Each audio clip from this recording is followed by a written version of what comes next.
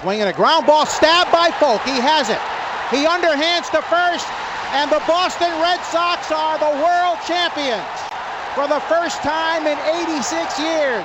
Together they have, and together they stand alone on top of the mountain for now. And once again, the Boston Celtics stand alone for all time. It is banner 18.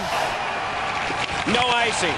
For the first time in 39 years, the Boston Bruins have won the Stanley Cup. And a title for the Patriots! I can't believe it! They have completed the greatest comeback in Super Bowl history. Good morning, listeners. Welcome into episode 54 of a New Era podcast. My name is Hanson, better known as Fryddy Online, and I am joined here by my dad and co-host, the OG Frid. Dad, would you like to say hello to the listeners this morning? Yeah, good morning, listeners. Good morning, Hanson. Good morning. Not technically, but technically our 1 year anniversary. Thank you. Yeah. All those that have made it through our, I don't know, I guess Hanson, I got some weird takes, and Hanson's always got, my takes are could be a little funny, especially since I can't say guys' names correctly. But thank you for putting up for us for 1 full year. Well, it's not technically a year yet. It'll be a year and 3 days, but we're not doing an episode on the 16th because that would make no sense. So this is our 1 year episode. 53 episodes in 1 year because we doubled up on the first week and then just kept going every Monday or Tuesday, whatever it happened to be. So, yeah, I feel like the last 4 episodes we've been reflecting on the year back, just because there was the new year and then there was Christmas and then the new year and then 52 episodes and then now 53. And let's just be done with it. All right, now we're moving forward. That's because there's every week because it's new era redo, especially with the Patriots.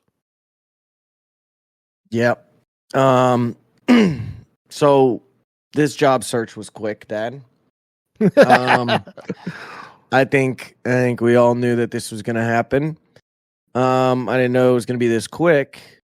But let's get into it. Vrabel 21 hours ago was hired as the next head coach for the Patriots in a homecoming back to New England.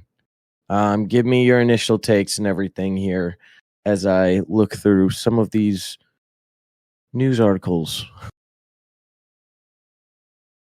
Love it. Absolutely love it. Other podcasts that I love to listen to, pardon my take, about having, I know Big Cat keeps on saying he needs a coach that's a leader of men, a men of men. All the stuff last year, why wasn't Mike hired? Because he's a big man. Diana Rossini mentioned that or tweeted that. The guy just has presence. And I think that is going to and don't get me wrong, Gerard was a man with presence, but he just seemed bewildered, a little lost, just thinking moves that he has to make. And with time, I agree. What Robert said, he can be a very good coach. I don't know if it's in the NFL. I think he'd be a great college leader, coach, head coach. But Mike's back and all things moving forward. Yeah. No, I think you said that perfectly, and I think it'll be really, evident, I guess, in his press conference today. I think it's at noon. I'm going to watch that, his introductory press conference. But one of the first things I saw after he was hired was like videos of his interviews and stuff after games with the Titans or leading up to, the offseason with the Titans and stuff like that. And you can tell instantly it was just different than what we were hearing, and the tone and just the energy, and more so just confidence that you feel from the head coach during the interviews and during the questions with the media than what we got with Mayo. Somebody put it perfectly. They were like, with Mayo, it seemed like we got answers, but we also got uncertainty and we got beating around the bush. With Vrabel, you get passion and you get accountability. And those are two of the biggest things that, as a culture, they needed to bring back to this team with this hire in order to really be able to turn everything around, was, having the passion and applying that on the field, but also the accountability of fixing your mistakes. And, it's not always one play wins a game, one play loses a game, or anything like that. But there was definitely some accountability issues in terms of performance with the O-line or lack of effort, and the accountability that needed to be taken for that on the defensive side of the field as to why we lost some games this year. So I definitely think it's going to bring in a new wave of that, and it's going to be good. Like I said, I think we all knew this one was coming. Yeah. And I think, go ahead. In terms of the accountability and the fix, it seemed like Mayo would just say, the famous, the players are soft. I don't think Mike will ever come out and say they're playing soft, but I think internally. Yeah, Mike will say it to your face in the team meetings, but Mike's not airing that out to the public. Yeah. Yeah. And yet, still, if he does call him out, say that you're soft. I saw, on Twitter just before we jumped on, like photos of him, like in the trenches with the guys, when he was in Tennessee, and it just said him teaching Carter,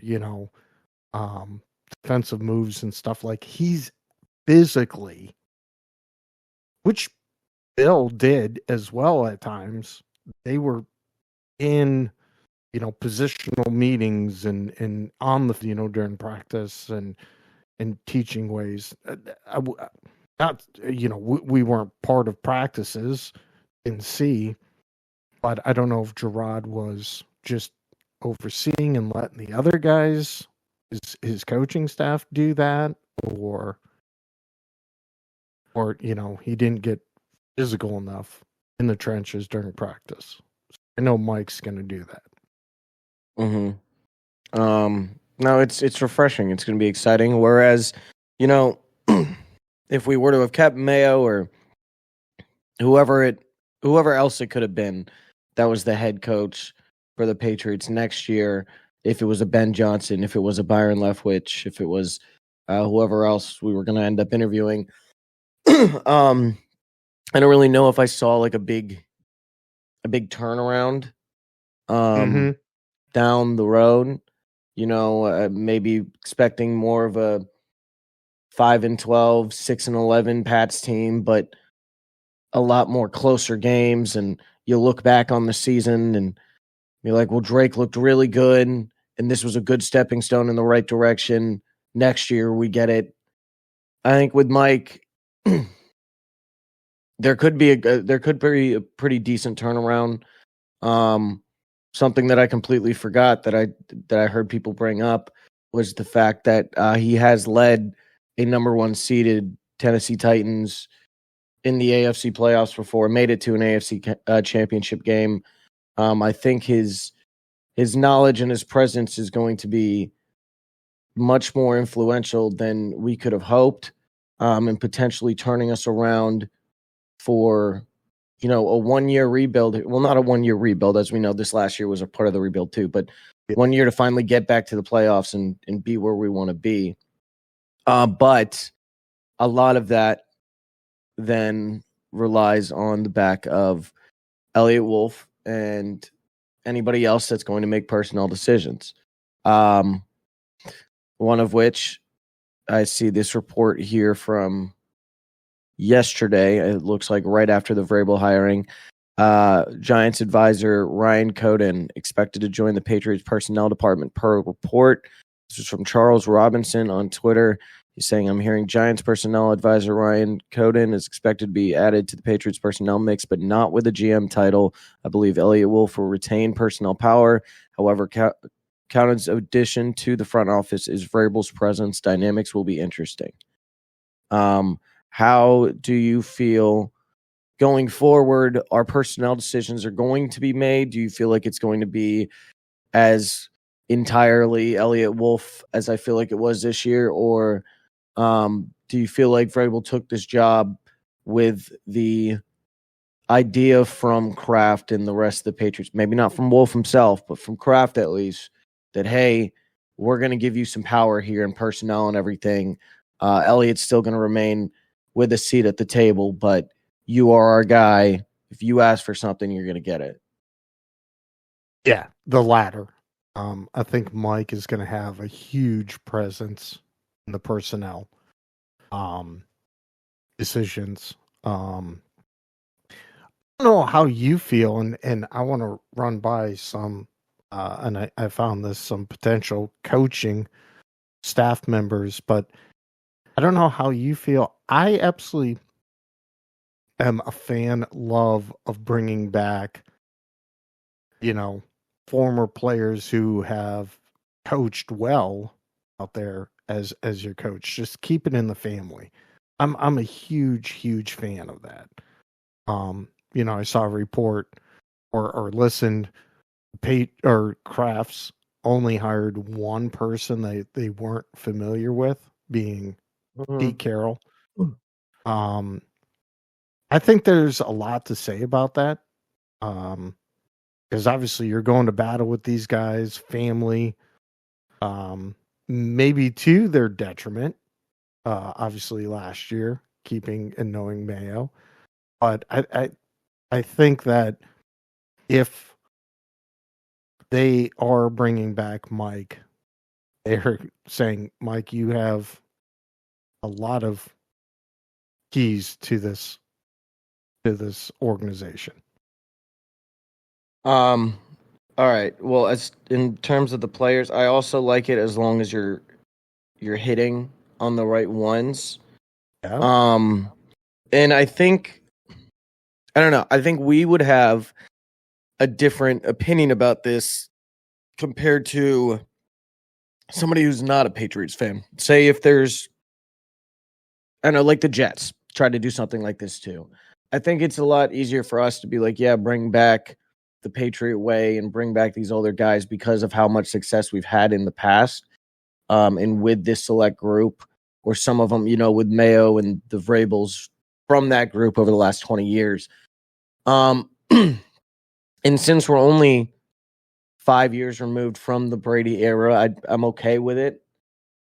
But if this were to happen 10 more years down the line and we're 15 years post Brady and we're still bringing back guys from the 2010s trying to recapture that magic, that's when I would draw the line and say, all right, like maybe this has done its course. Maybe we need to try something new.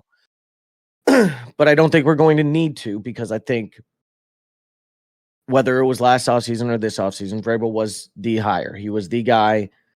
This was the idea that Robert had the whole time. It may have went into, why the Mayo decision was already made in his mind a couple weeks prior of, hey, we should have went all out to try to get Vrabel last year, but we promised him the job. Well, I can say I gave it to you. I can say I gave you the head coaching job for a year and then fire you and then get Vrabel in here. I think, like you were talking about last week, it was always in the cards. It was always the play to give Mayo the chance, but I think it was very determined. It was determined very quickly that Kraft was like, fuck, man, we really did we miss out on Vrabel being open? And then thank God he was only with a consultant role for the Browns for, I think it was only like 16 out of the 18 weeks or something. And then he's right there on the market again. And Kraft's like, holy shit, you're giving us another shot at this. You know, I didn't think this would ever happen. Yeah. And again, it goes probably to the detriment of Kraft and his loyalty to these Patriots that have built this dynasty. And the fact that he only feels comfortable in hiring, people that he knows, that he trusts. I mean, he built his business that way as well. So, for sure. Oh, so when you were talking about bringing back, I thought you were about to bring this up, and this is something that I do hate. So apparently, there's a question here on Yahoo Sports. Is there an inside track for the offensive coordinator? And saying former Patriots offensive coordinator Josh McDaniels has emerged as a favorite for this spot. He's an assistant who knows Vrabel well, trusts implicitly with understanding how to balance the scheme with running game, and also the ability to challenge a quarterback and bring out his toughness and mastery of the scheme. I cannot express with enough words how much I do not want Josh McDaniels back in New England. I hope you agree. Yeah, I'm probably 60-40 agree or 65-35 agree. I mean, he's another one of those guys, we talked about this last week. He's a coordinator. That's all he can do. Sure. I don't know. I really hate the idea of bringing him back, and I think it's going to happen anyways because I don't know who else. Let me look it up. All right. Well, here you go. Ready? Yep. Tommy Rees. Tommy Rees was the passing game specialist and tight ends coach with the Browns. Started his career as a Notre Dame quarterback, was the passing game coordinator for Notre Dame, OC, and now moved on to the NFL. So there's a connection there. Tim Kelly. Tim and Mike were hired under Bill O'Brien's staff as the Texans. Then they reunited in Tennessee. He's been the passing game coordinator, offensive coordinator the last 2 years with the Giants.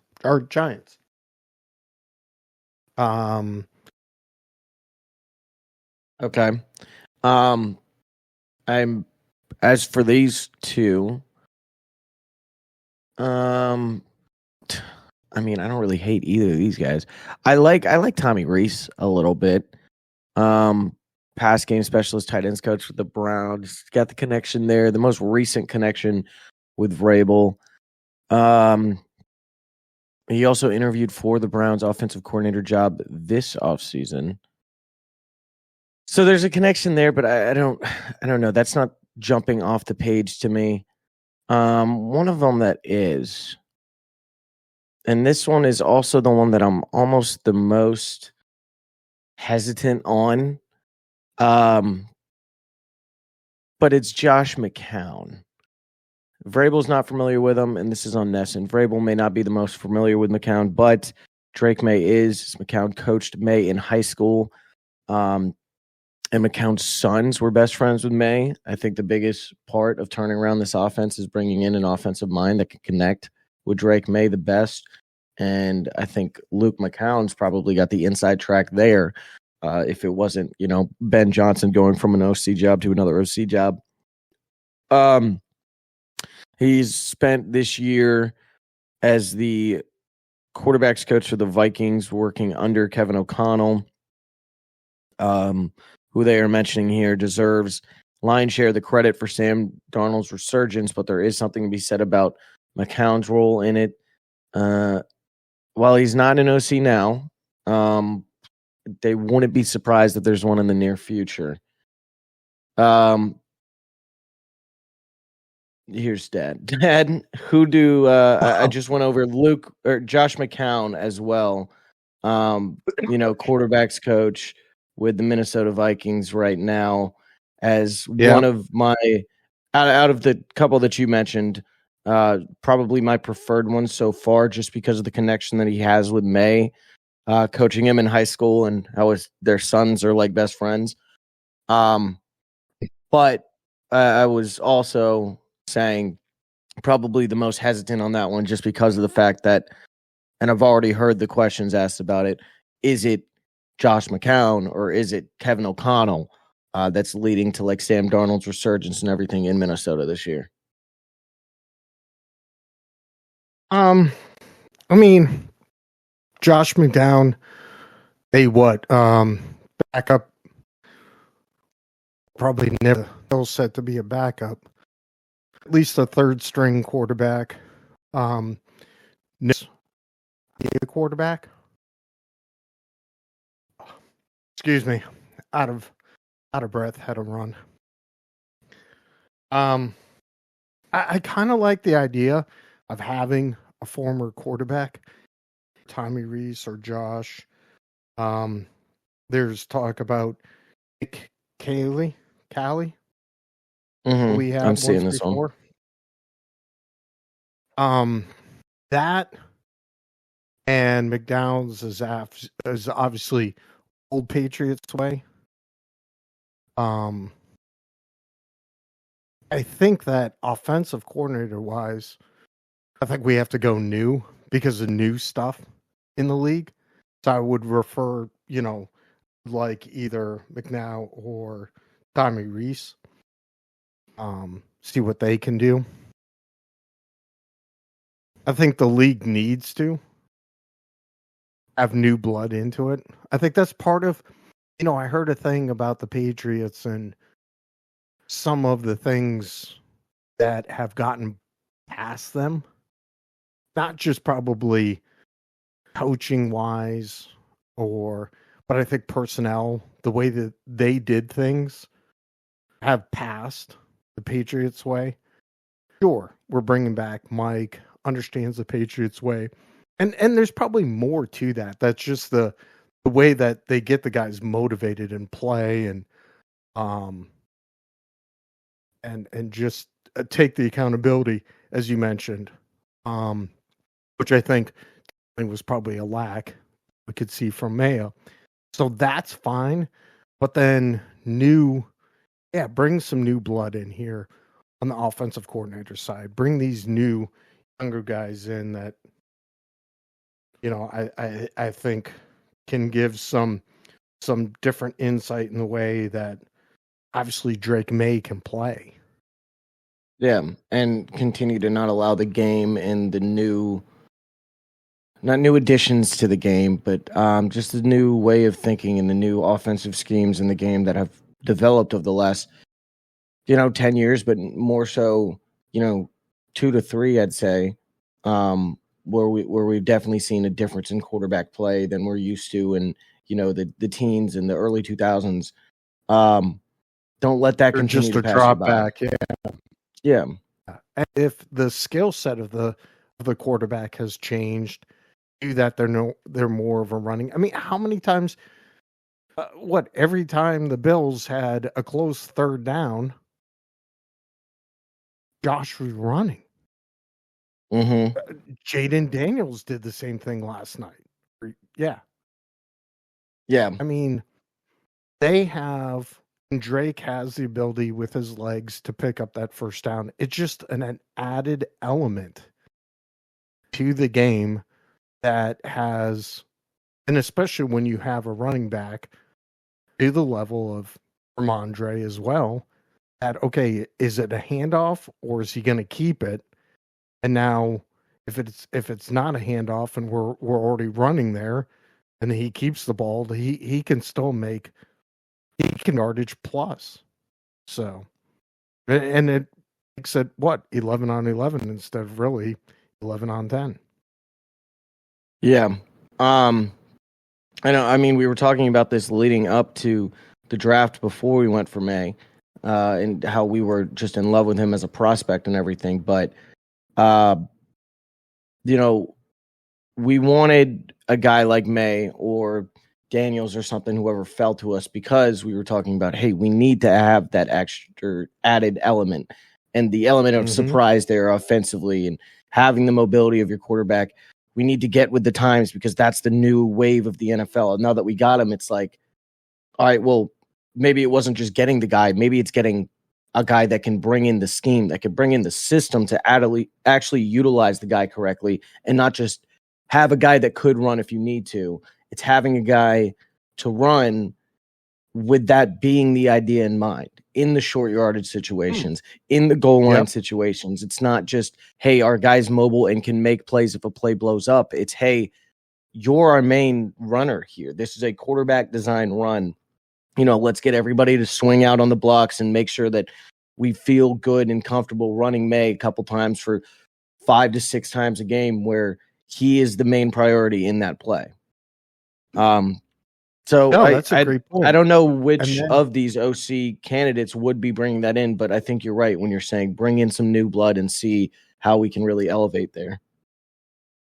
If I recall watching Tommy Rees play, he wasn't, extremely mobile, but more mobile than obviously Alex Van Pelt. And I think Josh was a little bit mobile. Probably, I don't know, like Houston or something like that when he was in college. But Tommy did a little bit when he was playing in Notre Dame. So if he understands, the looks that you need and how the offensive line has to pick up those blocks, then I think that would be fantastic. Chad O'Shea I saw there. I don't know if you brought that up. No.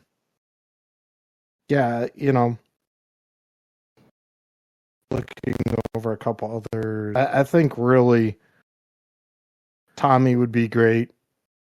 Especially again, you have the connection, although you said Josh, having the fact that they were friends, or he coached him in high school, right?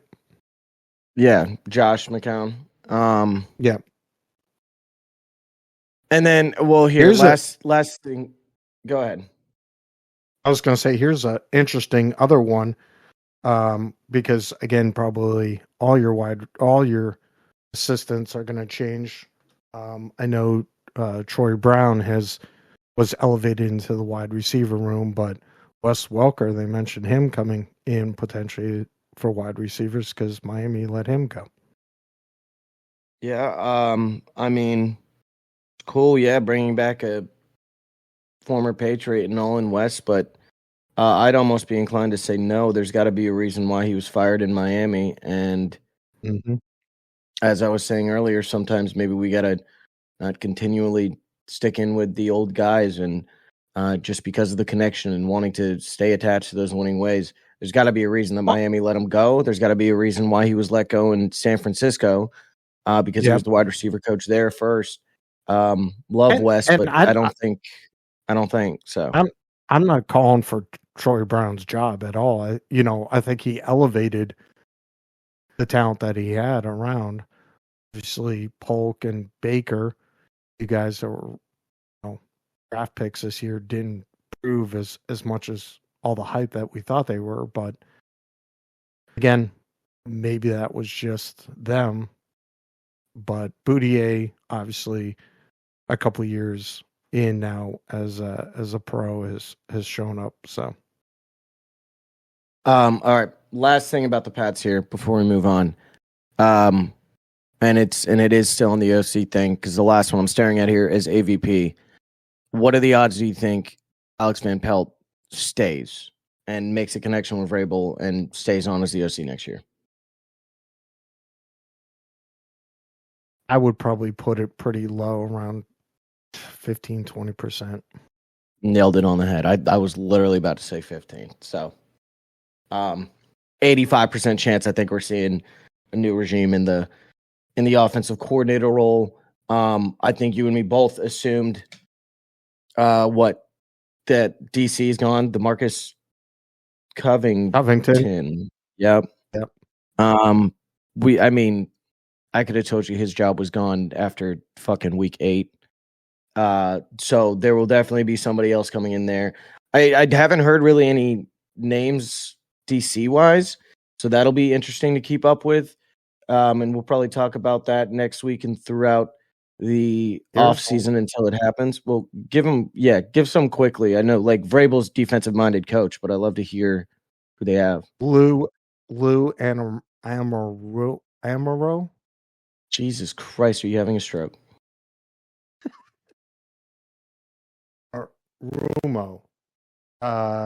58. He was with Cleveland. He was the DC there, but he was let go. But still, he was a hot commodity.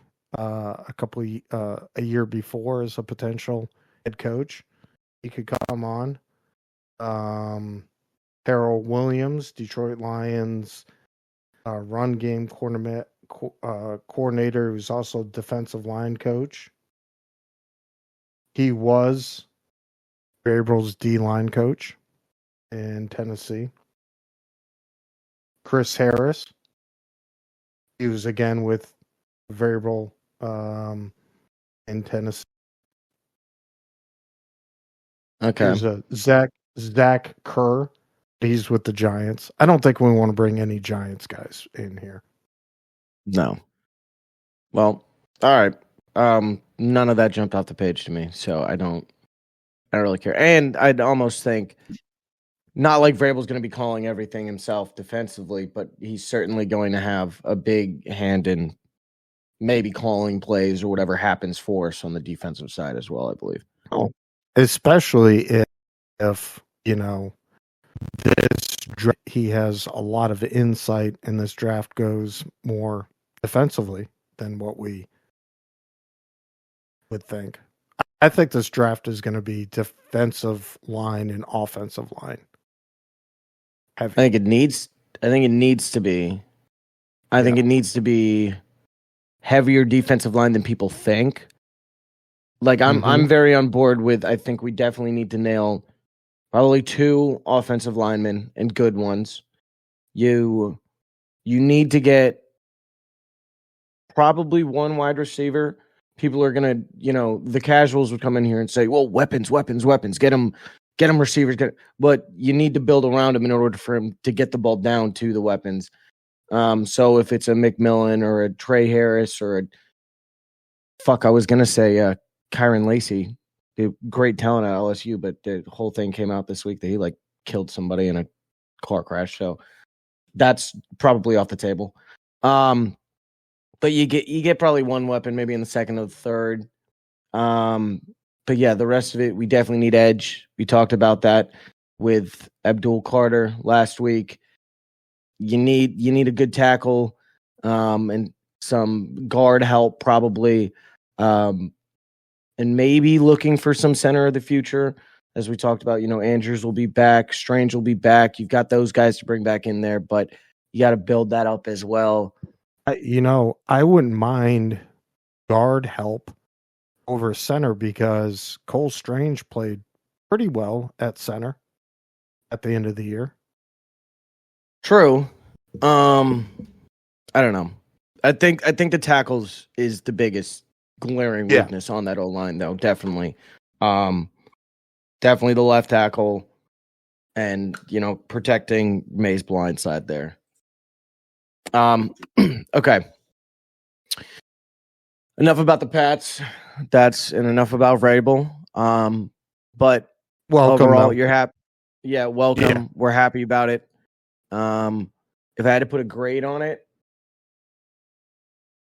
I'd go a B plus, very on the line to an A minus higher. The only reason why I wouldn't give it an A completely is because for the second year in a row, I feel like you say you go through the whole head coaching search process, but there was no need to because it was determined before we even got to interviews, Yeah. Yeah. Okay. On to the Celtics here. A 2-1 week for the Celtics since we last talked about them. We take a win against the Nuggets on Tuesday, 118-106. Lose in Boston to the Kings, 114-97 on Friday.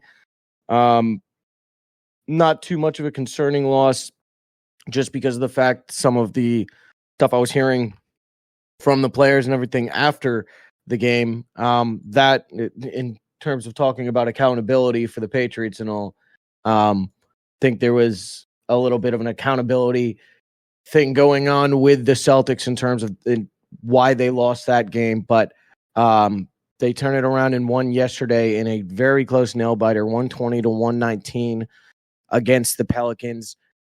Dad, I've got a question now. So not any time to worry. There's a lot of time left. And I still believe that like the Cavaliers are going to have to come back down to earth eventually. But we are sitting 5.5 games behind them right now. After they lost yesterday to the Pacers, they do have to play them again tomorrow. So obviously the 1 seed is still on the table and having home court advantage throughout the playoffs once we get closer to the year. And I'm not going to write it off now. But I think what I realized after the loss to the Kings, you know how now people look at the Chiefs and Mahomes, and Mahomes, who once was throwing 50 touchdowns to 10 interceptions in the regular season and 5,000 yards and all this flashy stuff, now has put up 2 back-to-back years of like 27 touchdowns, 26 touchdowns, 13 picks, something like that. But they're kind of just cruising and they're winning games. Mm-hmm. I've started to switch how I'm looking at these Celtics losses as a fuck, man, we should have taken that one. As to now, I'm starting to think, are we really just putting it on cruise control this early into the year and just cruising till we get at least potentially to the All-Star break, which is going to be in a little over a month, I believe? I mean, good point, but the only difference between the Kansas City Chiefs and our Boston Celtics is that even on cruise control, Kansas City pulls out a 16-14 win over, the Broncos and just these close games while we win a 120-119, but I think Sacramento, we probably should have beaten them. Especially at home. Definitely. But I think it was just, if I can find, hold on, I want to find the ESPN game thing for this. Kings, Celtics, ESPN. Because I'd love to see the box score and the shooting record here. I mean, here you go, dude. You got Porzingis with 22, Tatum with 15, Brown with 28. Freaking Drew only shot the ball 4 times. Derek White going 1 for 8, 0 for 6 from 3. Jalen 1 for 5 from 3, 9 for 19 overall. The team as a whole shot 40%, which is generally low for us. 3-point percentage at 26.8%, way below our team. That what we're able to do. Peyton on the bench, 1 for 7 from 3. That's just what it is. It is the live and the die by the 3. And sometimes they're not going to be falling. But all of that to say, and like we've been saying, I think if you're going to live and die by the 3, if you get into a 7-game series, I'd bet my money that our 3s are going to be falling in more often than not 4 out of those 7 games than another team being able to stop us from shooting the 3 that well for 4 games. And again, we brought this up a couple of weeks ago. If we are going to miss the 3-pointers, we are not rebounding as well as we did last year. So at least we're not giving ourselves second opportunities. I think, we're not taking stupid 3s. We're taking, we're still rotating the ball around, good look opportunities. It just, that night just doesn't occur. doesn't happen. Yet the problem with us is that the mindset is I'm just going to still keep on chucking them up. While other teams, I think, might adjust and start to do something different. I love when I see Jason going to the basket to start off a game. Dunks I and love it. layups. One of my favorite things. You're a huge 3-4 in the league.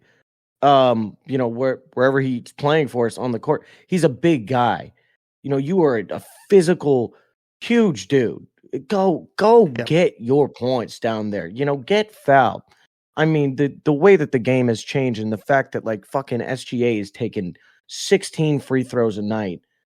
You can get hit. You can get fouled like SGA is and get him to the line. Now, granted, this is a thing too we've talked about multiple times this year.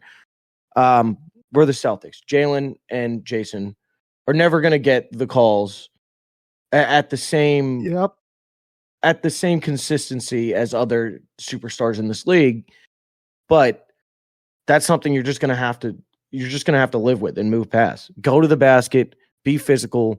I mean, Jalen and Jason are great at getting down there, and the Euros, and Jalen's just physical presence going down there and dunking. I mean, you see him posterize somebody so bad he puts them in a fucking grave like once a week. Yeah.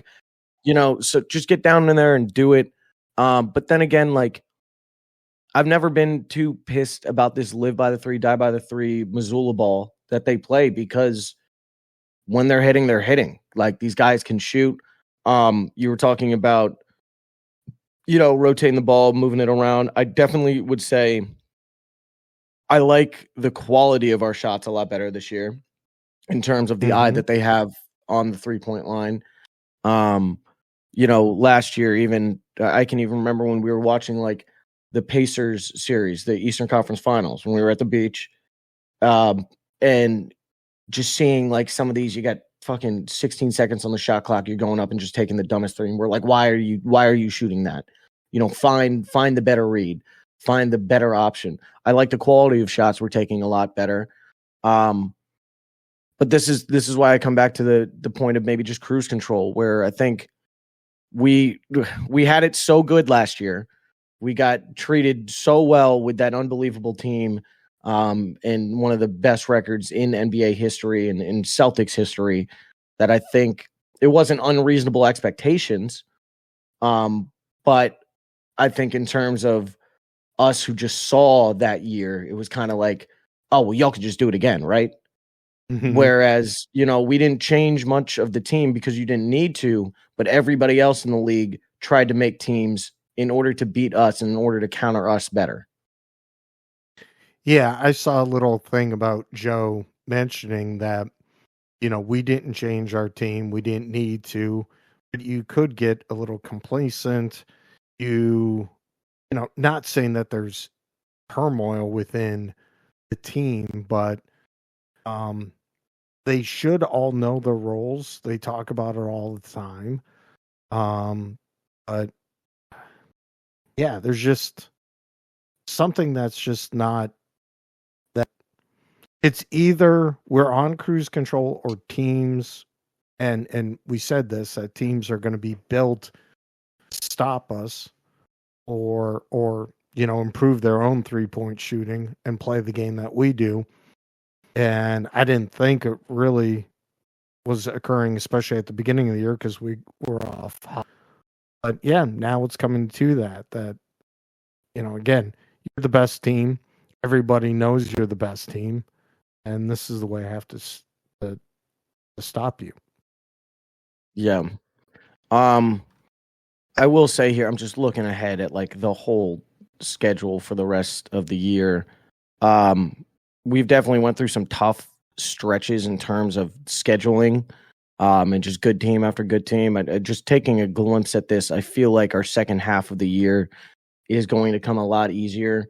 I'm not sure about how it would be for the Cavs, and I'm not looking into that too much right now, but it is a good sign, I would say. Looks like a lot more beatable teams in the second half, and after the All-Star break, if they can hopefully figure out what is the one or two issues that are holding them back and limiting them a little bit. For a look ahead here, let's look at this next week. We've got a nice break here. We played yesterday, and then we don't play again until Wednesday. We play the Raptors in Toronto, 7:30 on Wednesday. Then you come back to Boston Friday night at 7 o'clock and play the Magic, and then a back-to-back Saturday back in Boston still, but you're playing Atlanta, 7 o'clock. Hopefully they've had that one circled for what Atlanta did to knock us out of the NBA Cup. But once, like we've said, I don't think any of us really cared about the NBA Cup. We go for, the actual one. I think as we were talking about last year, the guys that are winning the NBA Cups, you guys are hanging those banners in the foyer. We want to hang the banners in the arena. So yeah, and at least it gives them something to play for, a championship for, because you're not gonna get the NBA championship itself. Yeah. You don't have a team built to do that. I think the biggest threat this week is potentially the Magic on Friday, not the Hawks on Saturday, because of the fact that maybe there's an opportunity for a look-ahead game against Orlando because you want to beat Atlanta. But in terms of, the standings, the Magic sitting in fourth in the East right now. That's probably the most important one of the week, with the Hawks just barely out. Or no, they'd be in the play-in at the 9 seed right now at 19-19. Just got to have a good week. Got to just not slip up too bad. The Knicks are still on our tail, 2.5 games behind in the 3 seed right now, but you do have a couple more opportunities. I think 2 more games with them later on in the year to hopefully, gain some games back on them and just hope that the Cavs come back down to earth. I'm going to be, I know we said it last week, I'm going to go with 2 in 1 week. I think I'll be stick. Somehow, one of these 3 games, we just either hitting the 3 or just mentally not there. Yeah, or just physically out-rebounded, as I didn't even notice this until I just looked at the news here. You want to know the reason why? Lose to the Kings. As you've pointed out, we're not rebounding and going for the rebounding opportunities. Domantas Sabonis had 28 rebounds against us in that game against the Kings. That's quite disgusting. And that's how you lose a game, giving up 28 extra opportunities. All right. Yeah, I'd probably go with 2 and 1. Could see a 3 and 0, but it seems like these back-to-backs are getting to us a little bit so far this year. So hopefully this can be the week and the guys that you turn around again. And I think a big point to that is that unfortunately, and obviously the team absolutely him, and he was remarkable for us last year and especially in the playoffs. But Al has started to look old. Yeah, but that's okay. It's Al. He's like fucking. He'll turn it around. He'll turn it around. He's the veteran presence that you want once we get to the playoffs. And I think Al is somebody that this team will rally around, knowing most likely this is his last year. Mm-hmm. All right, on to the Bruins here. I had a bad week last week, and then this one it still continued. Lose to the Oilers on Tuesday, 4-0 in Boston. Lose what we deemed as a must-win game against the Lightning because of the standings on Thursday, 4-1. But then on Saturday, you beat the Panthers in Florida, 4-3 in overtime. An absolute roller coaster of emotions. I was watching this game.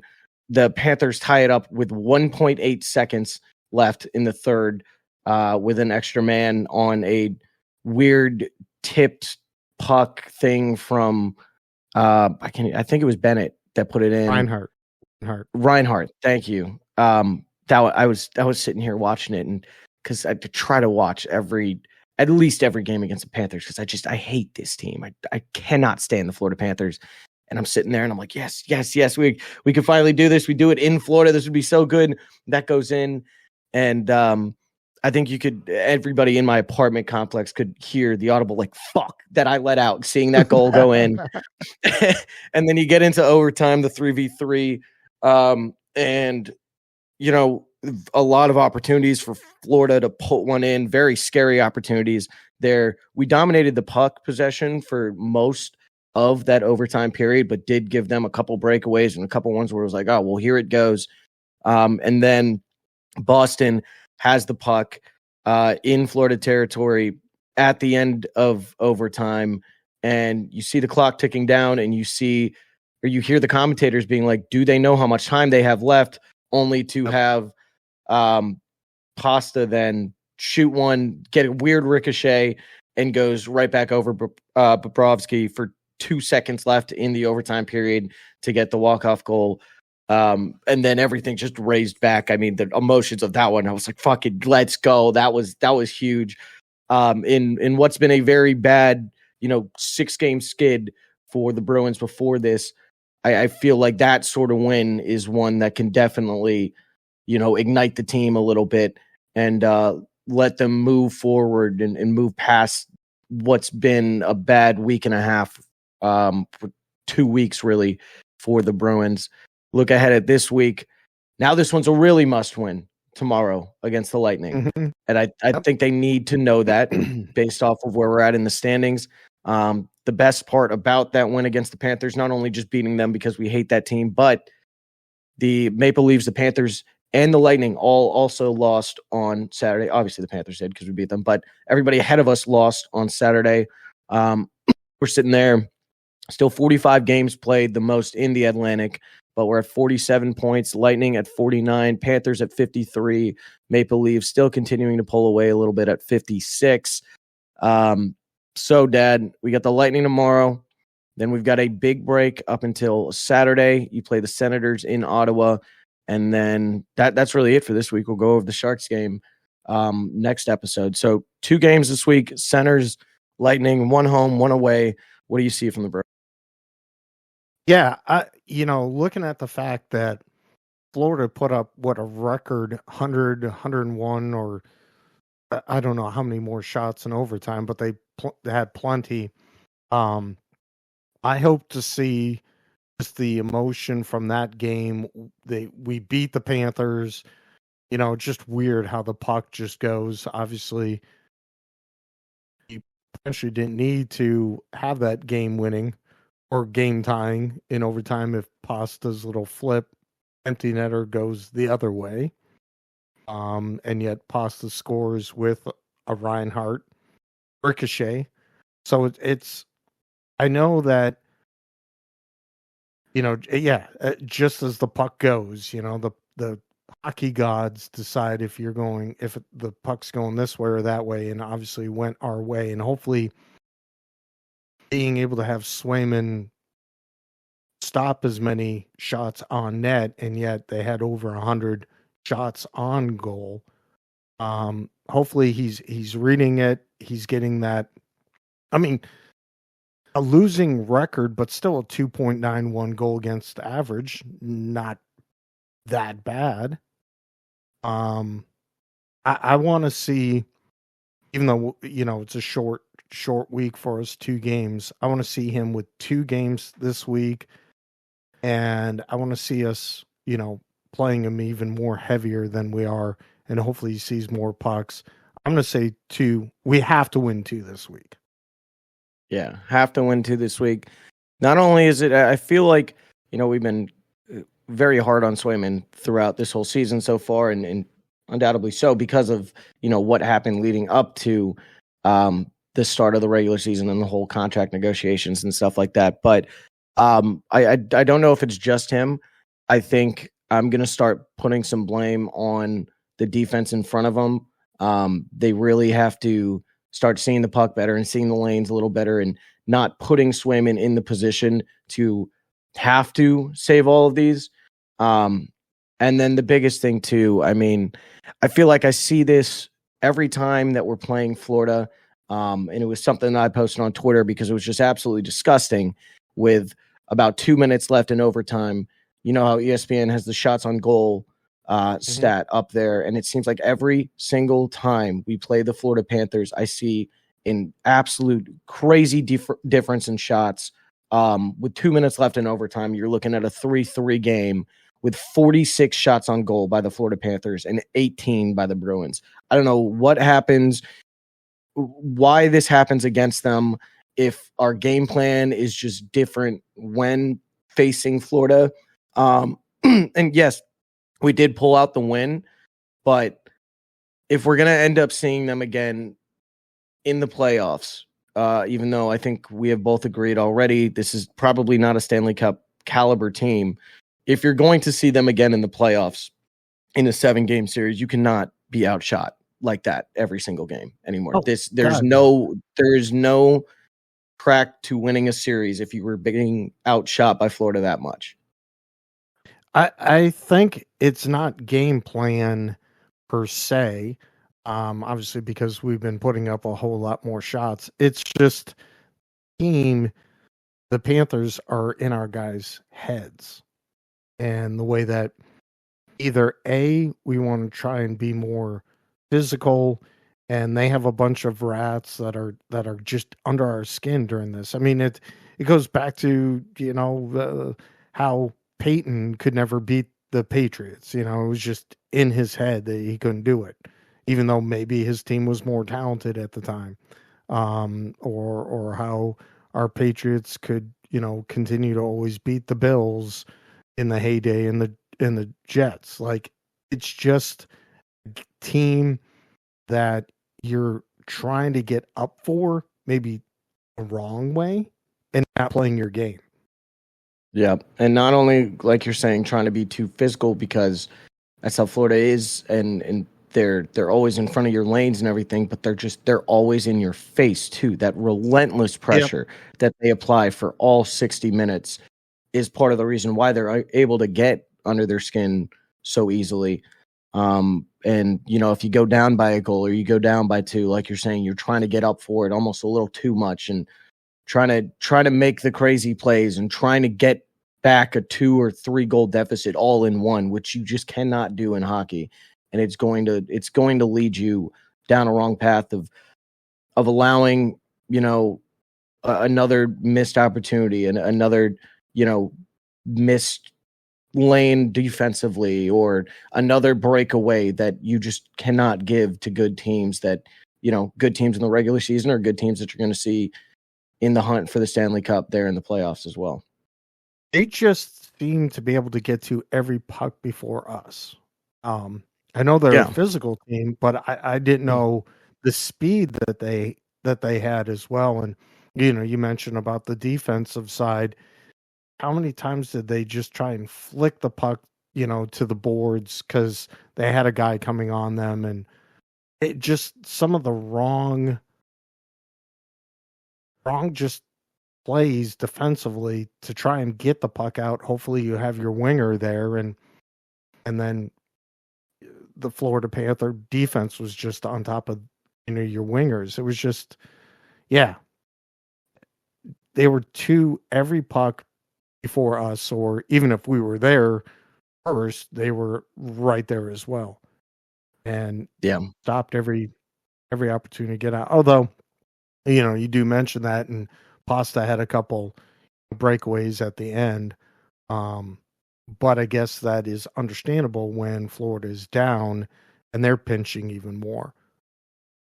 Yeah, I will say it's nice to see these headlines. One of the news articles for the Bruins here is one from a Florida hockey website, and it's nice to finally be able to see this on the other side, where the headline is "The Florida Panthers lost to the Bruins. They shouldn't have."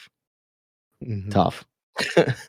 All right, that's all I've got about. Hopefully, but hopefully, to your point, hopefully this is that moment in the season that galvanizes us and gets us going ahead for the next, month to the All-Star Yeah. break, and some wins start. Just they should feel a whole lot better with where they are. Obviously, point wise too. I mean, everyone is doing a whole lot better. Brad was not scoring at the beginning of the season. Now he's up to 15 goals, 18 assists. I mean, Pasta with 19 goals, 26 assists. All that, most goals since, what was it, 22, 23 Pasta has had in the NHL. Yeah. I think I saw this. It was like 108 over the last 164 games or something like that. Maybe. Yeah. We're probably looking at the wrong thing. All right. That's all I've got about the Bees. Quick second about the Sox here. Still no Bregman news. But there have been a couple things this last week to talk about. They had Fenway Fest on Saturday, I believe. The first, real look at this new team.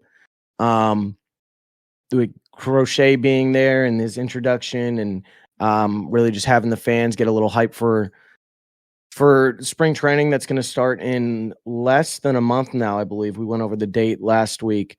One thing here before we get into any of the things that came up from that, I think this came out right after we did our episode last week.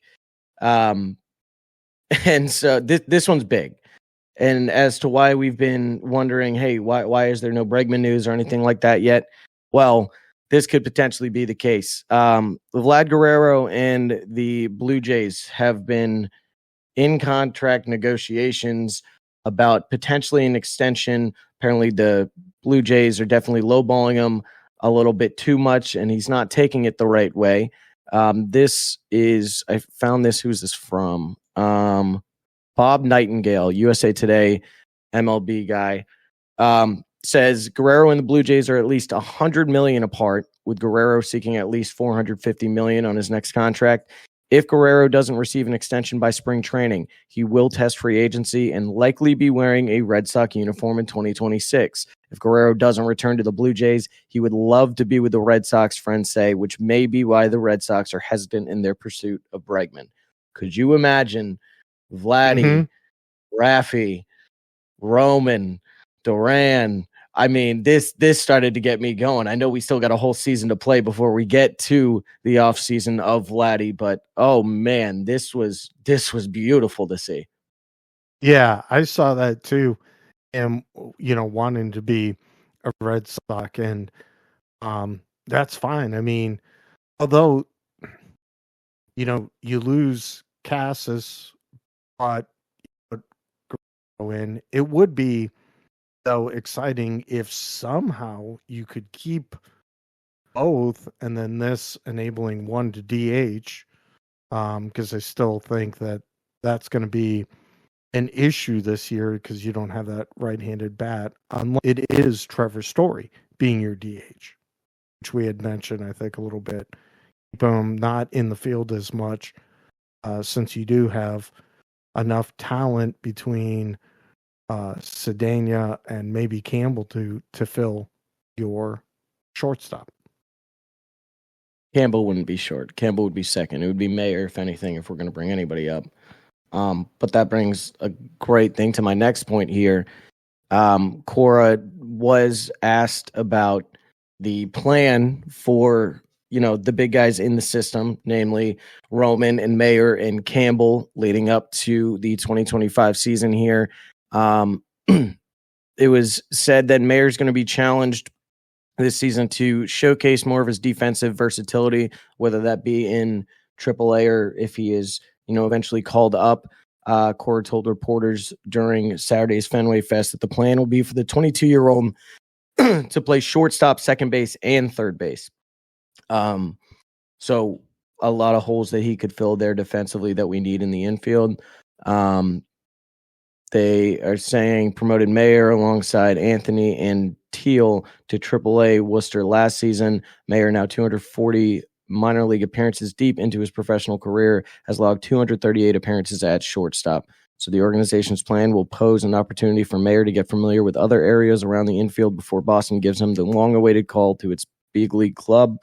On top of, the plan there, the in-course thing, I want to see the kids play. Campbell and Marcelo and Roman, I want to see them play. So the idea is there to make sure that these guys are good to go, even if it's not for opening day, but sometime this year, because they were also asked about exploring contract extensions for the big three there. Campbell has noted that he is 100% ready to engage in contract extension talks. Roman, a little bit hesitant on it. So far, he would be willing. It did say he'd be willing to, listen to them. But I think Roman, as all of Red Sox fans know, he knows how good he is. We know how good he is. I mean, the number one overall prospect in baseball right now. And I think that is just his way of saying, hey, I'm not going to get lowballed by you guys. Maybe I don't explore an extension now, because in 4 years from now, that contract could be a lot more money, and a great opportunity for him to, I don't know if it goes how we hope it goes in his major league debut and whatever happens in the first year, to potentially reset a market down the line. So I know why he's keeping himself open to that. I didn't hear too much about Mayer extensions, but I think Mayer knows his place because of some of the injuries and stuff that's kept him off the field and not, allowed him to fulfill his potential so far in the minors like we've hoped for. But that's not to say that I'm worried about Mayer. This guy, when we drafted him, was slotted in as he will be the shortstop of the future. And it's just a matter of getting to that point. Last thing here, talks about trading Yoshida have been muted by the Red Sox, as they are planning to use him in the outfield for 2025. Not so much of a DH spot like we've seen him before. So, but I know some rumors are saying it makes no sense. You should still move on from him.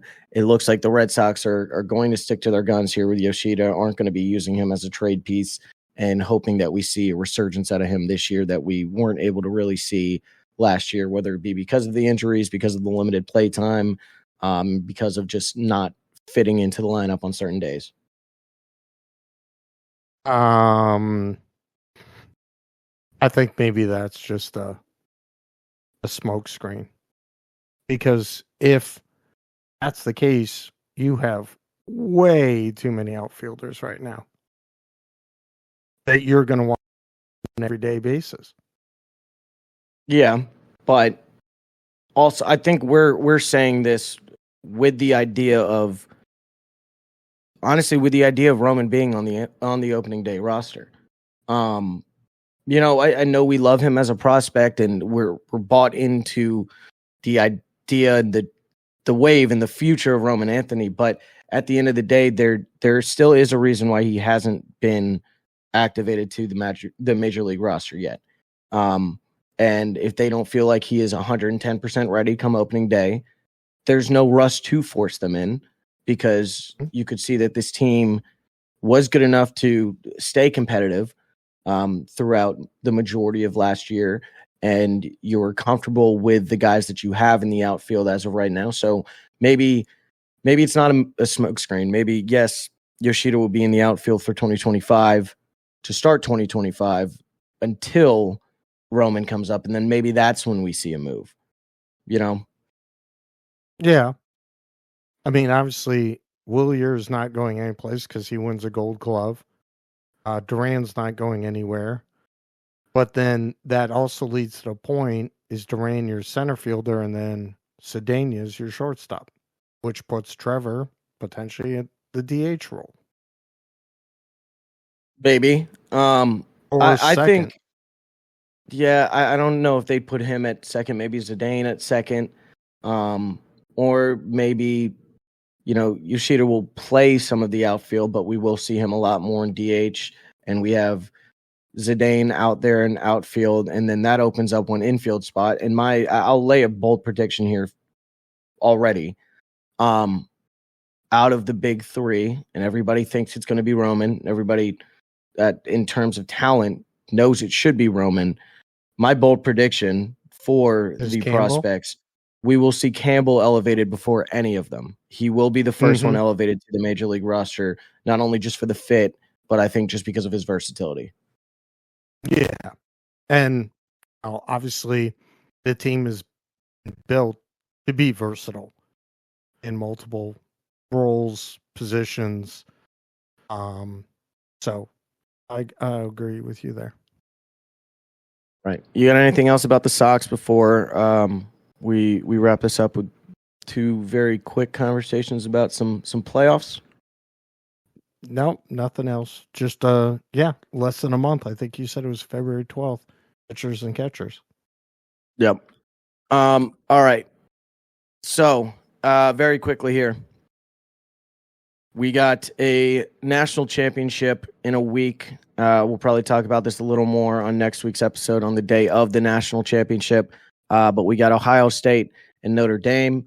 I think you and me were right and wrong in some of our predictions for this college football playoffs. We were right in saying or getting Notre Dame to the Natty. I think that may have been unpopular there on the bottom side of the bracket, but something was telling us that Notre Dame would get through, and they've looked great, and they've looked like a team that should be there. The only problem is they're running into an absolute fucking wagon in the Ohio State Buckeyes.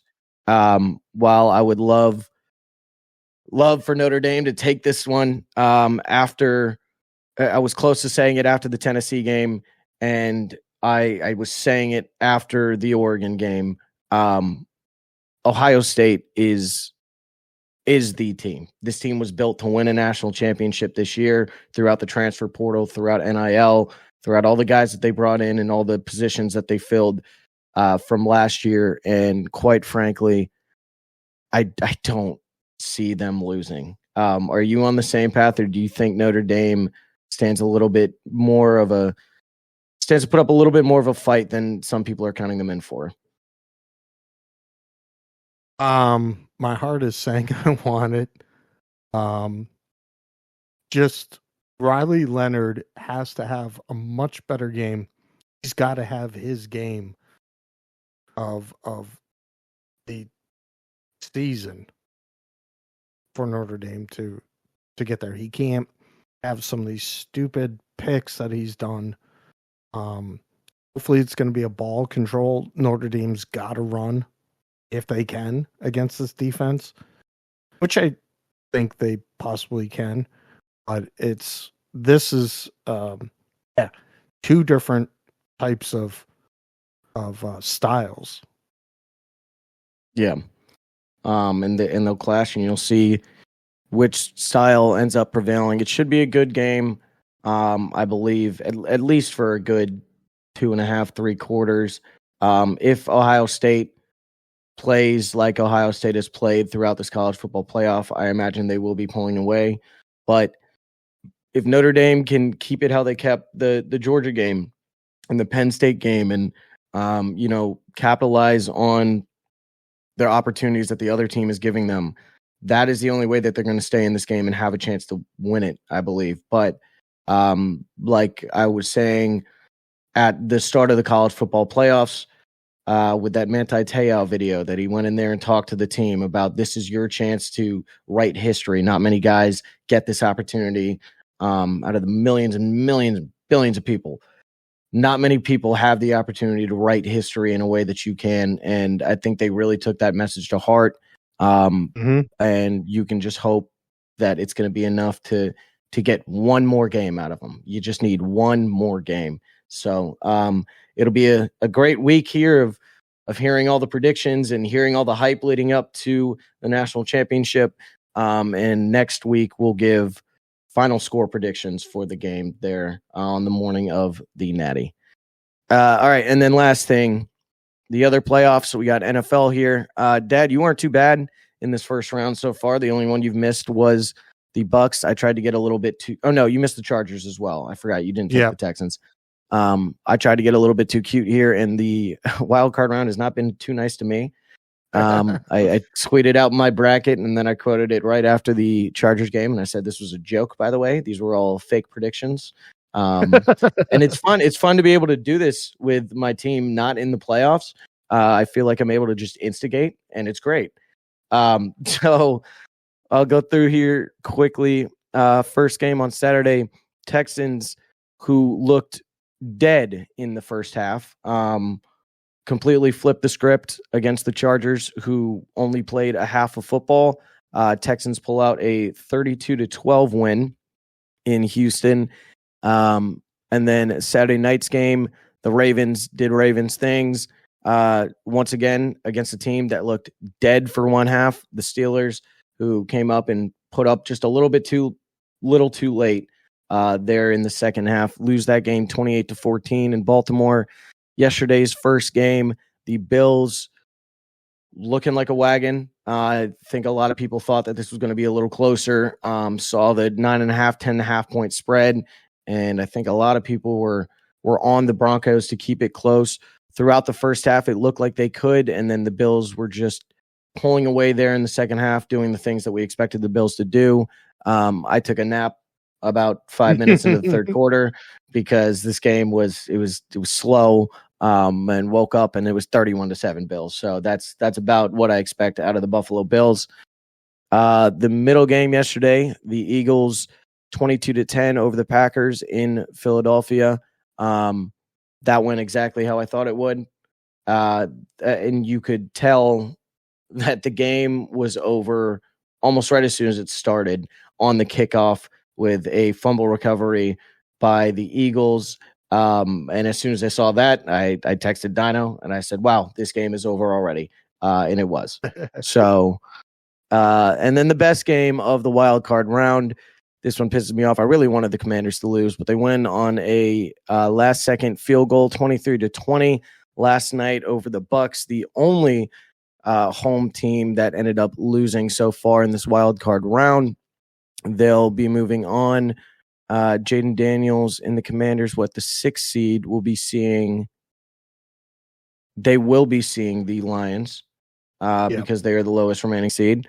So that one is already set in stone. And then the last one tonight, we've got Vikings Rams. We've both went over this already that we have the Vikings tonight. I need the Vikings to complete a parlay. I was very bad on betting on Saturday, so tried to get it back with a Bills, Eagles, Commanders, and Vikings parlay. Pained me to put the Commanders in there, but it was more like emotional hedging because I really thought the Bucs were going to take that one. We do have some matchups for next week already set in their times. The Texans will be traveling to Kansas City at 4:30 on Saturday.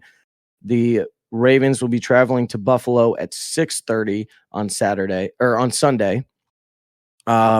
In the NFC, Saturday night, 8 o'clock, the Commanders will be traveling to Detroit, and then the winner of tonight's game between the Vikings and the Rams will be traveling to Philadelphia Sunday at 3 o'clock. Dad, give me your quick thoughts on the wild card round here, and then we'll make our picks for next week, even though we've got one game still waiting. Just think it's been an incredible weekend of football. Obviously, you had the college football semis, and then leading up to a national championship and some great NFL playoffs. Bills just, they're peaking. They look very dangerous, very good. It will be a test, I think, against Baltimore. But I don't think Baltimore has. They have, putting Hamilton back there in his role, which they had switched up like week 8. Really changed that defense, but I don't think they have the rest of the ability. James Cook will have another great game. So I'm going to take out of that. So what we have, City, I don't think Houston can go into Kansas City to win, especially with Kansas City being off. The night game, you said it was Commanders and the Lions on Saturday. Oh, Detroit, without a doubt. Buffalo will take the next one. And then if it's Minnesota or LA, I think LA will give Philadelphia more of a game if it is, but I'm still going to take Philadelphia, whoever they have, especially being at home. I'm right there with you. Not going to change a thing there. I had this in my original predictions. I did get fucked up a little bit from the wild card round, but ultimately in the AFC and the NFC championship game, I did have the 1 and the 2 seed there. When then I have the 2 seeds pulling it out once we get there, not next weekend, but the weekend after that. So, we're same stuff, same shit there. Don't think this wild card round really changed my mind on any of these games going forward. Maybe what it did for me is at least show that Buffalo is a team that can beat Kansas City again. Yeah. They got to get through the Ravens first. And the only thing that worries me is going back to that game earlier in the season where the Ravens just dismantled Buffalo. But they are both very different teams since then. And the good thing that, Buffalo got out of that loss, whereas, you don't like to lose games, you don't like to lose them in that fashion. They have the complete game plan that Baltimore is going to try to use to beat them again. So you just got to minimize the mistakes and, figure out what they were able to identify leading up to the game in film and everything like that. They've got great film against the Steelers to watch and the Ravens. How they're just going to continue to try to dominate the run game. I think it was the first drive for the Ravens in the second half. It was like 13 plays, 95 yards, did not pass the ball once, 13 straight rushes, whether it was Henry or Lamar. Lamar did look like he was getting beat up a little bit, was taking some hits. Yeah. He did look like he was hurting. I know he got a knee to the back on one of the tackles, I think earlier in the game, but with a week in between these games, I think it'll be enough time for him to heal up, and they'll be back at really their full strength, or as full strength as any of these teams are going to be now, 18, 19 games, 20 games into the year. So it'll be a great. You said, well, go ahead. Finish your statement.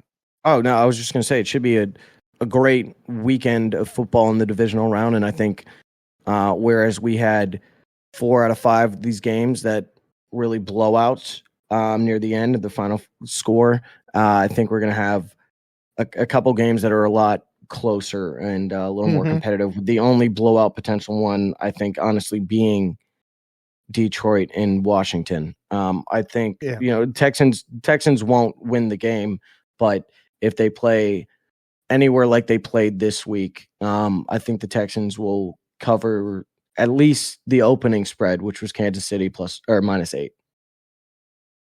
And the Buffalo-Baltimore game you said is Sunday night. Yes. So I would say make plenty of plans early Sunday night, because this will probably be a very quick game. That clock is going to continuously run because both teams are going to want to run the ball. Yeah, and keep control and just keep the ball out of the hands of the 2 most dynamic quarterbacks in football and the two running for the MVP right now. All of the votes for MVP are already in, but man, this is going to be a fun one. If you like football, you're going to love the game on Sunday night. And it's got to be, I think, if whoever has the ball last with 5 minutes, that could be the game at that point. Yeah. Being if Buffalo's up and they have the ball, or yet if Baltimore is down with 5 minutes, your game plan is to run. I don't know if you have enough time to even go on a march for that. The game could be done, at the 4.5, 5 minute mark, whoever is in the lead. Here, quickly go through score predictions. I'm taking for Houston, Kansas City, 23-16, Kansas City. You? I'm going to go 21-14. Washington, Detroit, 34-17 Lions. Yeah, I'll go 38-14. Vikings Rams versus the Eagles. Whoever it is, I'm going to take Eagles 27-17. I'll go Eagles 24-17. And then last one, Buffalo, Baltimore. I'm going to go 27-24 Buffalo.